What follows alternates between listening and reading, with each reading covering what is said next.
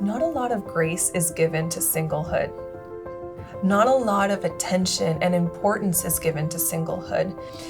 That pressure, along with societal expectations, familial expectations, and personal expectations, can make it very rough for that person to live in peace, for that person to take on life in a very gentle, not compassionate way towards self.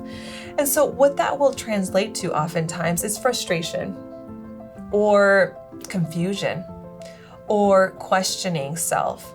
I had a really strong group of friends, all that lived around me in LA and Culver City.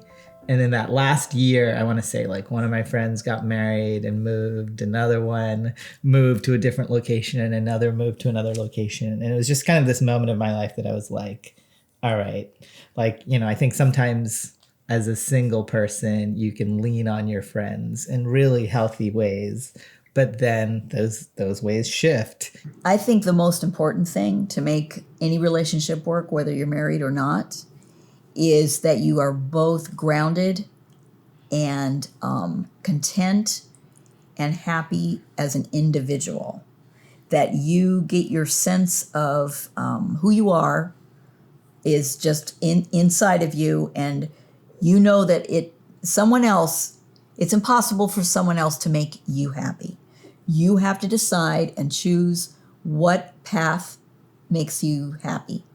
And so I know that there may be a trend away from marriage, but there is also, within certain circles, pressures to get married. And both of our children are in their 30s and unmarried. And we have told them ad infinitum that it is better to be happy and single than miserable and married.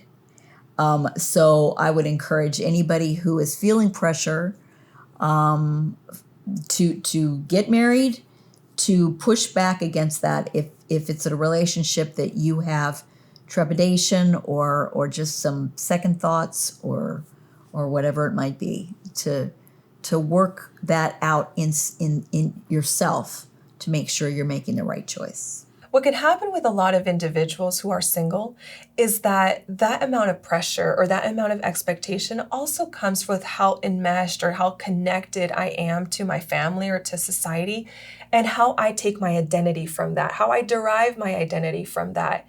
In a lot of cases, very healthy work can be done in identifying myself, even without the need to have those types of relationships. I am a good person. Regardless, I am valuable, I am enough, I am successful. And that success comes from within, and they're called internal factors. We have external factors that also help in advancing our identity or structuring our identity. And while those may be very important, we are healthier individuals when we take our internal factors and we build upon those, essentially our strengths. So our strengths can take us to healthy relationships, can take us to marriage, can take us away from marriage, can take us in many different directions. And yet I'm a strong person. I see myself as successful, and that could make all the difference.